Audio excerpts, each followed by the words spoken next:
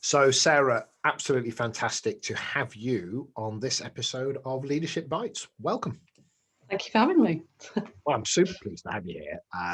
I think what you do and what you're involved in is pretty fascinating. So I think this will be something that people will be really excited about. But just for people that don't know who you are, Sarah, just introduce yourself with who you are and what your focus is. Okay, so my name's Sarah Fevre. I'm a games-based learning professional. So a lot of the time when you say that to people, you get eye rolls, but I'm sure we'll talk about why that occurs a bit later on. But what I basically do is I create games for learning for adults, usually in a corporate setting. I'm also involved in gamification, which is slightly different from games-based learning, but again, we might get to that later on. I run a bi-monthly online magazine, which accepts articles from other games-based learning professionals and interested people on those subjects. And yes, I'm just very, very interested in sort of gameful and playful approaches to learning, and particularly in learning around complex problems, complex systemic problems. For example, I'm involved in creating a couple of games at the moment, one about climate change, another one about unconscious bias. And yes, because games are really good being complex systems themselves. And they're really, really good at allowing us to get inside those complex issues and explore them in a very fundamental and sort of deep way. Mm. And I think it's one of those things that probably for a lot of people either has or even does sit on the fringe sometimes of what it is that they think is, inverted commas, learning. Yeah.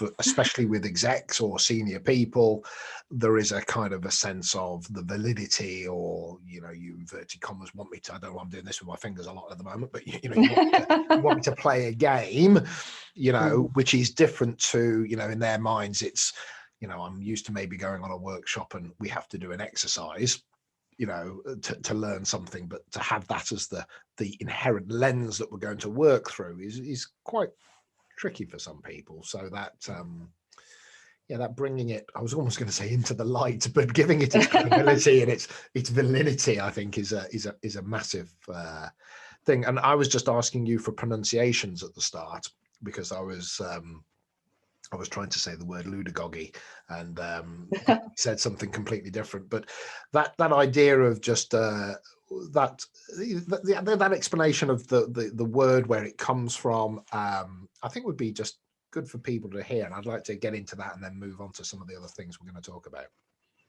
Well, it's a bit of a neologism. I think it's coming more into sort of common parlance now, and it might actually be a real word now. But basically, it's a combination of two words: Ludo, I play, and gogy from things like pedagogy, andragogy, and so on. So it brings in quite neatly those two ideas of games-based learning. And it's something, in terms of the validity, that is increasingly becoming an area of research to sort of see how games and play actually facilitate learning. But I think games, as a games-based learning professional, and I thought this will resonate with a lot of fellow professionals, we're constantly having to justify ourselves. A lot of that idea about, what, you want me to play a game, this is too childish, it's not serious enough. We do get that a lot, and I've been thinking about that quite a lot recently, and I think one of the sort of answers to that, and one of the things that I really want to kind of bring home, is the fact that we're not masochists. So we wouldn't be pushing this agenda, we wouldn't be saying, games are really good for learning, if we didn't believe that, didn't believe it was a sensible way of actually carrying out learning. Because let's face it, we have to do this justifying of ourselves, and it makes life very difficult. If I have to be constantly going through this every time I'm trying to sell what I do to somebody, why would I do that unless I genuinely believed that it had some benefits? So yeah, we do it because it's effective, not because we want to make learning fun, because it just wouldn't be worth our while going through all this pain just to have a jolly time when we're facilitating. Yes, and I think that is, very often I think people sit in a, because that's all we do is think about this stuff, right? Yeah, which is very different to somebody that goes on a training session or a workshop, once a year or twice a year or whatever it is. So, they may not. I deal with execs sometimes they haven't been on a training course for 5, 6, 7, 8, 9 years, and so anything from where they were to what might be considered to us, well, that's the way it is now. It's a revelation. So you spoke about games-based learning and gamification, and it would be great just to again get that clarity just on what that difference is for those that might be coming at this from a new space of the fact even the word gamification might be new to some people. Yeah. So games-based learning is reasonably self-explanatory. It's the idea that you use games and playful activities or experiences in order to bring about learning. Gamification is a little bit more problematic, and I personally don't particularly like the word very much because it has an awful lot of baggage and it is difficult to sort of tie down what it actually means, because there are a lot of different definitions. My particular approach to gamification is what it is about is it's using games mechanisms and game-like experiences for non-game activities. So, for example, the idea of a very, very simple example of something that could be called gamification would be store loyalty cards. You get points for staying loyal to the store. Every time you go to Tesco, you get some points, which you can then later on sort of trade in for sort of vouchers and so on and so forth. That is gamification, because the idea of giving points is a game-like mechanism, and you're using that in a non-game situation. But that's very, very different from it being a game. It's clearly not a game. But a lot of people get that very confused with the idea of gamification of turning something into a game. So I go to my coffee shop, I get a stamp on my card, I get 10. I mean, I know it's a reward, but at the same time, there's a kind of an inverted, I'm doing it a lot now, but there's a game that I've started, I can't finish. There's a game here of some rules and there's an outcome and I get to win by getting something at the end if I keep going. Right. Okay. A lot of it is really behavioural economics, I guess. It's nudging people towards behaviours, and it's used a lot for doing that. Nudging people towards behaviours you want by rewarding them in some way. There's a lot more to it than that, but yes. Well, I'm going to presume there is. When do you think it became? I wouldn't say. When do you think people started to really make that separation between a game that families might play together and actually no, this is something that's valid in a commercial space? Is there a history of a bit of a timeline there that kind of go, yeah, you can kind of trace it back to, it's a bit loose, but maybe it's around that period? That's really difficult to say, because actually games-based learning, although it probably hasn't been called that, has been around for an awfully long time, in terms of the way it's actually implemented. Certainly because, for example, a lot of the sort of learning theory behind games-based learning is based on the work of Piaget and Vygotsky, and these guys were around in the 1920s. So it's around constructivism. It's around using concrete activities in order to facilitate thinking about abstract concepts and so on. So that, in that sense, it's been around for a very long time, which is again another sort of thing that sort of comes home when you're a games-based learning professional. You know all of that background, all of that learning theory and all of that educational psychology and so on, and you think, why are people thinking that this is a gimmick? Because actually experiential learning has been around for a very long time. I think probably the idea of games-based learning has really come to the fore since it's been a lot easier to create games. So I guess it's kind of grown up with the internet, grown up with the computer revolution to a certain extent, I would say. Yeah. Because I was thinking, where would I where would I guess? And I was thinking about the military when they have war Yeah, games, yeah, yeah, so they can learn. And I don't know, is that, that scenario based learning? yeah, Then you have yeah. games based, and I'm just wondering where that kind of, I've almost got this idea that scenario based learning, where let's go and role play and do it, is that's not so much the game, but we're in play. We're in Yeah, play, but but we're really replicating what we do in our day job to learn from it. yeah. Whereas, am I right? And actually, no, Guy, you're not.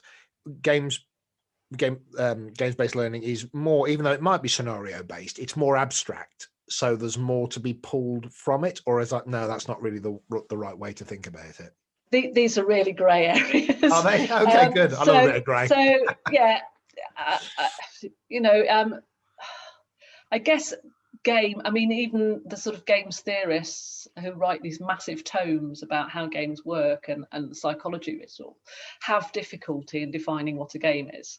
And that's usually how all of these books begin. And there's so many different definitions, with slight changes in one or two words, that somebody sort of like 3 years down the line will go, I've come up with a new theory and I've changed 5 or 6 words in this definition, and it's changed everything. So there is that. But certainly there is a lot of power in words. And many years ago, I worked for a gamesbased a business games company. And one of the things that we used to do is we used to call our games, which were clearly games, we used to call them simulations, Right. because it made it easier to sell it into certain people. Right. Because simulations, I'm doing it now, simulations have an air of respectability, since simulations or scenario-based learning has this air of respectability, whereas games, everybody's going, oh, it's for kids. It's exactly the same thing. Right. So yes, scenario-based, a lot of scenario-based learning, a lot of simulations are games, and a lot of games are simulations. So they're kind of the same thing. Yeah. Well, that's probably okay, isn't it? Look, we've got an Yeah, umbrella. it is. We've got these umbrella terms, Yeah. but it's like Yeah. saying training. Well, God blimey, what do you mean when you say that? Yeah, yeah. I mean, yeah. Underlying it all, it's play. It is play, and again, we have to do a lot of justification of using play, but play is the way that human beings learn. It always has been. It's the way children learn to stand up, walk around. They learn about the world around them, and there's nothing to suggest that suddenly a switch turns and we have to do something that isn't play in order to learn because now we're grown-ups. That just wouldn't make sense. Yeah. And I think about all the work I've been doing for the last few decades. There's conversations in groups, and you go, yeah, but we're playing with a theme, we're playing with a question, aren't we? A question gets asked to the room, and it may be ambiguous, it may be very specific, but then we start to talk about it, and we're playing with the theme, the context, the vocabulary, well, you say that word, but what does that mean to you? And so maybe in my phraseology, I talk about having conversations with purpose. Yeah. And maybe it's play with purpose. Yeah. I mean, all play has a purpose. That's right. Yeah. And if that means we just want to connect as a team and just have a laugh, fine. All the way through to, no, there's an outcome we're looking for, or a development output that we're looking for. But it's just a vehicle, isn't it? Yes, absolutely. Yeah. But I mean, play, what underlies play is exploration, discovery, reward, and all of those things are what should come out of good learning, or what should facilitate good learning. And play is just a very, very good tool for doing that. I'm interested in, I think, when I see the and again, my language is not the right language because this isn't my area of expertise, so please course correct me at any time. But when I see the specifics of a simulation, i.e., you've gone into a business, and I've even done that, where it's almost a case study in their language, and how will we head into that particular scenario.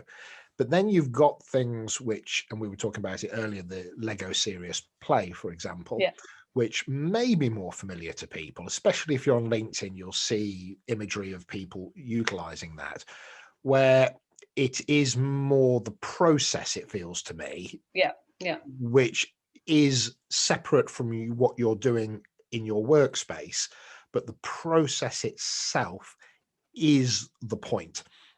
And so I'd probably like, it'd be great just to talk about, it's not so much that it is Lego Serious Play, but it's something that maybe people don't even know what that is, because people know what Lego is.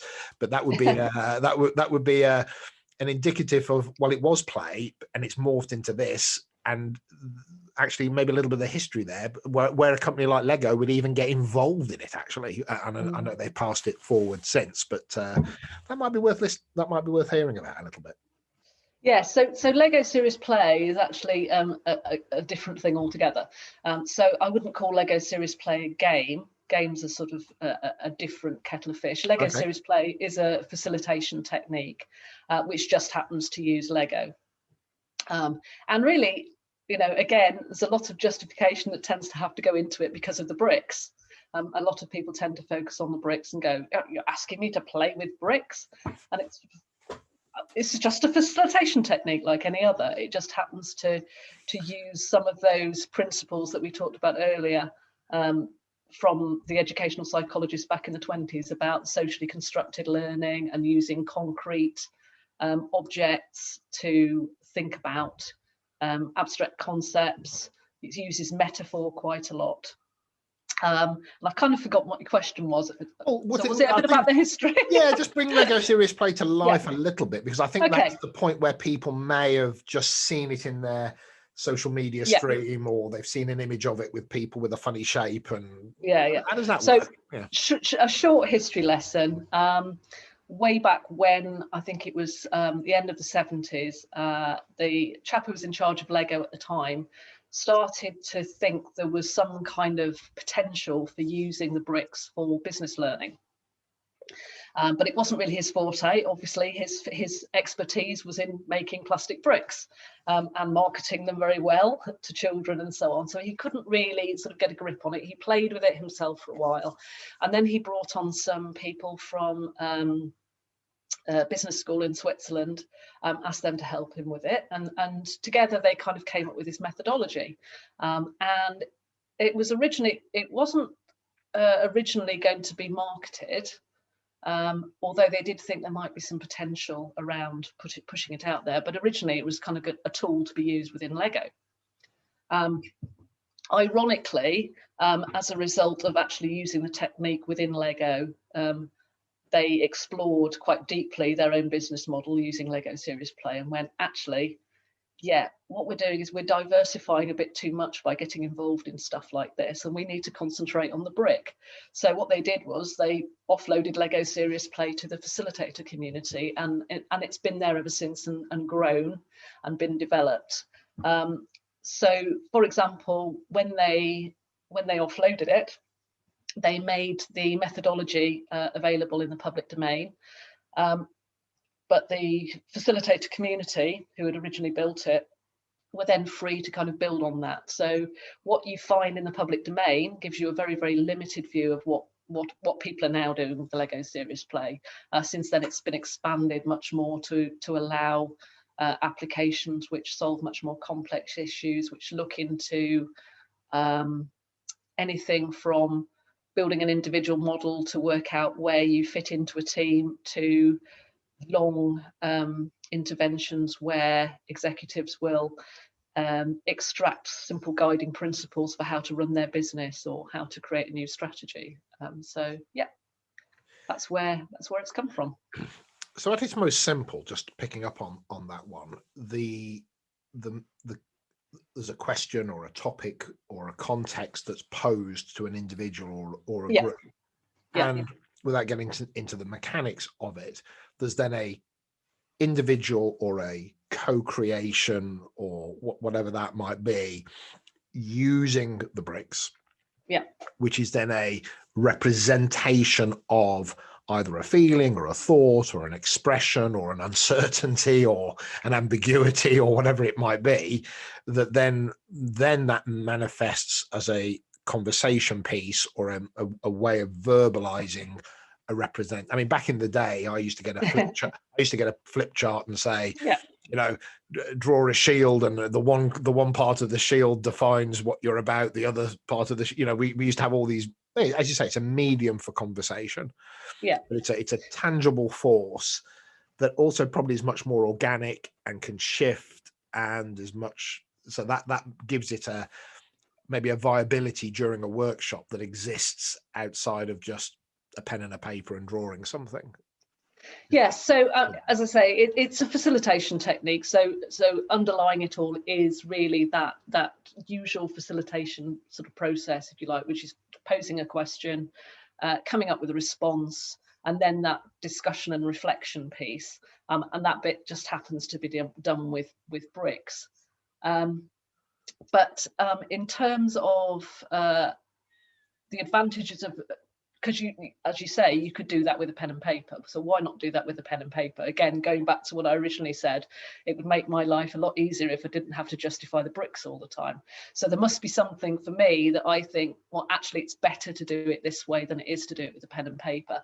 And what that is, it's around a lot of the etiquette that surrounds the way that the responses are created, the models, and the way that those responses are dealt with within a group. To give an example, and this is just one simple example, there's lots and lots of other examples of the benefits of it. But let's say you're having a workshop or a meeting where there is quite a contentious issue being discussed. If you did that in a traditional way, which a talking shop or pen and paper and so on, there is quite a lot of potential for certain individuals to dominate the conversation, for there to be quite a lot of antagonism if people don't agree with each other and so on. With Lego Serious Play, the focus is on what people have built as the response to the question. And there are rules which kind of make it a little bit like a game about how you can react to somebody's response, and you have to respond to the model, not the person. So it diffuses quite a lot of that potential tension that there is in difficult situations. Also, there are rules about when somebody is telling you about their model and interpreting their model for you, you can't say that's wrong. It's their model. It's what they've built. It's what they believe. It's what they think. It has credibility as a concrete thing which exists in the world, which it's quite powerful. And you can't interrupt people, so you have to listen while they're telling you about their model. And if you want to ask questions, you ask questions of the model, not the person. So it's really good for that kind of thing. It's really good. There are rules about everybody builds, everybody shares. So you can't have that situation where in some meetings, some people just go, I'm not getting involved in this because nobody's going to listen to me and I don't want to say my piece. They have to, because that's the rule of the workshop. So you get lean forward meetings where everybody participates. You don't have that situation where certain, the loudest voices or the most powerful voices will dominate, all of those sorts of things. So it makes it very good for certain applications, but not very good for some others. So Lego Serious Play is no good for training. The idea of Lego Serious Play is it will surface what is really there.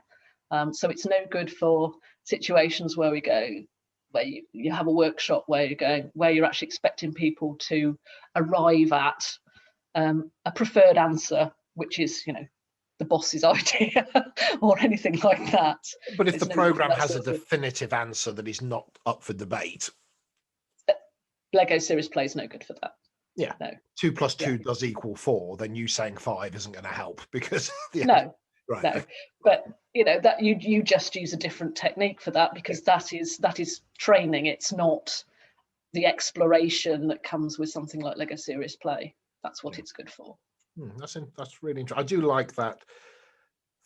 Would you call it a third-party perspective? That separation from the individual that allows the conversation to be I mean, all good coaching techniques say, don't attack the person, talk Yes. about, give the feedback on the action, not the individual. And Yeah. so it's manifesting that into a tangible Yeah. something It tangible. does make it much easier to make sure that happens, because you have that physical separation. So I mean, if it gets really heated, you can literally take the model to the other side of the room and go deal with it over there. Don't be in somebody's face about it. Oh, I see. Okay. Because they are separate. Your thought is separate from you, your behavior is separate from you, which, as you say, in good coaching, that's always supposed to be the case, but it's quite difficult when what you're dealing with is just words coming out of somebody's mouth. So what are the hot topics in the field right now? What's the stuff that either never goes away or is surfaces most, the energy's going into at the moment? In terms of corporate learning? Yeah, I think so. Just that whole kind of that whole space that you're operating is there something that, it's an old favorite, but it never goes away? People always are interested in this, or actually most recently, I don't know, even with lockdown and COVID, and how do you make it work remotely? I mean, just what's what anything big out there? I would say, and I know what I'm dealing with at the moment. I don't know whether that's particularly hot, but it's what I'm interested in. Yeah. So a lot of what I'm looking at the moment is to do with futurism. So it's to do with what's to come. I got very interested during lockdown 1, the first part of the franchise. In futurism, I did a couple of courses and just found it absolutely fascinating. So that's around the area of scanning the horizon for signals of what's coming, and these signals are things which actually exist at the moment, but using techniques of futurism such as foresight to kind of extrapolate those into what potentially might happen or could happen in the future. So, for example, one of the things that I'm looking at or have come across recently, and I'm very interested in sustainability, I'm very interested in climate change and so on, is companies who've started growing packaging and building materials out of mushrooms. So that's a real thing that's actually happening now. But if you start to think about that from a futurist perspective, take that as a signal. And you also look at other things which are going on. So there's quite a lot of research going on at the moment around the ability of fungi to sequester carbon from the atmosphere. So you could, if you look at those two signals together and start to go, well, what does that mean for the future? You could say, well, maybe if people started building their houses out of fungi or these fungal bricks, that could actually be a way of pulling down carbon from the atmosphere. So those using those techniques along with something like Lego Serious Play when you're facilitating a workshop is very, very useful for innovation workshops, which is a lot of what I'm doing at the moment. I saw a video from, I think it was Shell, and I'm using, it's like on their future thinking group or their and this was a long time ago, but and there was just this group of people within Shell that just, I think they called it event horizon thinking or something like that, but it was thinking it's futurism. Yeah, exactly, thinking over the horizon, and so I can imagine, yes, that's so that's something that could be a facilitated event through something like a series, Lego Serious Play, but it could also then be open to that games-based learning where something is constructed then for the specifics of that conversation. Yeah, definitely. That could be done for an organization or as a more generic kind of tool for that would have nothing to do with Lego Serious Play, but we've just created a game that facilitates that kind of thinking. Yeah, and that's another project that I'm involved. I'm involved in a lot of projects at the moment. I think one of the things that's come out of sort of lockdown is that people have to reach out to each other, otherwise they get very lonely because they're not sort of meeting in real life. So I've made a lot more connections over the last year, sort of online with people all over the world. And as a result, I'm involved in all sorts of really, really interesting projects. And one of the ones well, I say I'm involved in, this is actually my project. It's a futurism project, which I just launched yesterday, in fact. It's a creative, initially it's a creative writing project using futurist techniques. So inviting people to come and bring their enthusiasm. They'll be trained. I have a group of futurists ready to act as mentors. So people will come along, they'll be trained in some basic futurist techniques to go and find some signals which are relevant to them in their work or even their home life. Find these signals, interpret them and turn them into works of speculative optimism, as we call it. So the idea is, again, this has kind of grown out of COVID because everybody's getting a bit down, a bit apprehensive about the future and what may possibly happen. So there's a kind of need for this optimism. So we're going to create a book full of optimistic, speculative stories. As I say, I was talking about the fungi thing. Mine's already cooking away in my head, which is a nice story about a man who spends a month going backwards and forwards in a kind of grand design style from his new house site, where he's watching his new house grow and his old one decay. So that's my nice little short story I'm doing for this. But ultimately, the idea behind that, it's not just about a lot of rose-tinted spectacle, nice stories to make people feel happy. What will happen out of that book is, from the sales of that book, that will go to finance a platform, a community-based platform, where people can come together and actually start working towards those futures that they've recognised, actually start working on innovation projects and activism projects and so on, to actually work towards those futures. And hopefully we get sponsors on board so we can actually provide grants for those bits of work as well. Future horizon, where do you, if you had to hazard a guess, or you're thinking about the future of this way of thinking? Well, the future's way of thinking, the future of futurism. Yeah, yeah, absolutely. So in quite a trite way, I've kind of come to think over sort of like the last year, as I say, I've got very involved in futurism, that I feel futurism is the future, which is kind of very trite and fairly obvious as well. But I think something like COVID has really brought home to people that they don't know what's around the corner. But if you look at the work of futurists over the last 10 years, one of the organisations I've become quite involved with is the Institute for the Future.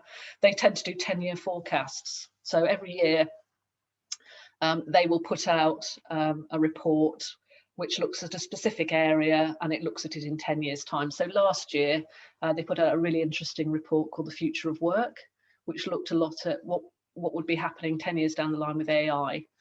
And they've been doing these forecasts since the 60s. And if you look at the forecasts from 9-10 years ago, they were forecasting the pandemic. They were saying this is going to happen. Not that they don't. I guess one of the important things to mention about this is they're not saying we're predicting, so we're not making predictions, but they do this kind of speculative looking forward. And they were definitely talking about global pandemics quite some time ago. With the new style of travel and the speed of transfer that people have from country to country, if something lands, it's going to go big. Right. And the things that were happening with encroachment upon animal habitats and transfer of disease from one species to another, it was only a matter of time before a disease came along which was going to be really problematic, not just something you could just contain and get rid of. We don't know which day it's going to happen, but there's a very good chance that this is going to happen. So I think the pandemic has actually made a lot of people think, actually, I need to start looking forward. I need to start looking on the horizon for these potential problems that could come along, and climate change as well. More awareness of climate change. That people are now realizing that these kinds of techniques, these ways of thinking, are going to become increasingly important. And I'm really excited about the possibilities of making those into sort of gameful and playful experiences for people to learn from. So with virtual reality and AI and organizations that are large organizations like, I mean, EA Sports and people like this that are these large have they got people that are actively in this space? Because I know it's a game, but do they the future of training people? We know that people have virtual reality helmets, but etc. So is there this, it's all eventually going to converge into one spot where the largest organizations will have software that the layman can buy and create their own family games? I mean, are we on a path where we go, it might not be in our lifetime, but it may very well turn up? Well, I think one of the things that I've found, and I feel we've digressed very much. I'm complaining from sort of game-based learning, but it's great because I love talking about futurism as well. I think one of the things that I've learned is that people have an expectation. We have a kind of cognitive bias that the future will go on much as the past has, or the present is. So we expect the future to be very much like now, when in actual fact, it's not. It's 10 years down the line will be very different from now. If we actually look back and see the kind of changes that happened in 10 years, they are quite big.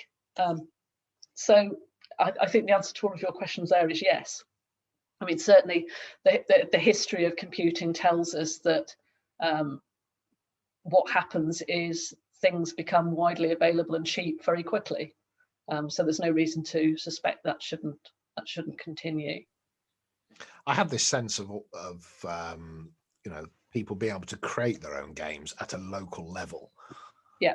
That allows organizations through to families, through to, it doesn't matter whatever it is, but to create those kind of maybe even learning, for as a parent, I want my child to understand this, and I'm going to create something that they can play with, play in, through some sort of intervention with AI. Can you create this for me, please, Jeeves? And off it goes. And I don't know. I can see a future where that becomes this terminology that we're using becomes absolutely mainstream. Yeah, I mean, in terms of if we look at entertainment games are rapidly becoming bigger than movies. So the amount of money that's going into games is much, much bigger than movies. And at this point, I feel a little bit like a stage magician, and I'm going to have to get you to confirm that I've not spoken to you before about this, and I haven't coached you in any way. But I've got another project which is about making games. No, you definitely haven't. Don't worry. I'm not a shill. I've not been put into play to just serve the questions. So one of the contacts I made last year is a guy who is called Eric Agudelo, and he actually was kind enough to be one of the speakers at my TEDx conference that I organised at the end of last year. But towards the end of last year, he goes, "I've got this idea." Well, it was more than an idea. It's something that he'd been working with and testing with his students at the University of Krakow for quite some time. But he said, "I think the time's come now to monetize it." So I'm involved in this Kickstarter campaign with Eric now. Well, we're launching in June on the Kickstarter. But it's basically a kit and a pedagogical framework for using games design as a learning tool. So it's kind of a bit meta. It goes back one stage. So it's not about using games for learning. It's about using games design for learning. Oh. So as an example, let's say let's say you're doing a leadership program. You've got a number of learning outcomes that you want your leaders or potential leaders to reach through this learning program. So you build a program that meets these learning outcomes. One of the ways you could do it is with this kit and methodology that Eric's come up with. So they turn up on the first day. It's quite a long-term thing, this. And generally speaking, what you do is you meet with these people maybe over a period of several weeks for a few hours every week or whatever. And you give them a box, and inside the box are 5 smaller boxes, and inside those 5 small boxes are materials for prototyping a game. So You turn up on the first day, you give them the first box, they open the first box, there's some paper and pens and counters and dice and various other bits and pieces in there. And there's also an instructional video for them how to go about creating a very, very simple game.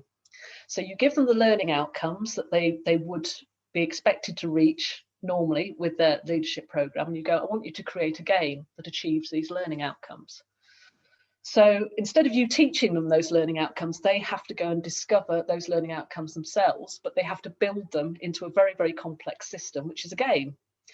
And then there are 5 iterations, and each iteration extends their knowledge of how to use game mechanics in particular ways. It gives them more materials to play with, and they build a leadership game which covers all of those learning outcomes.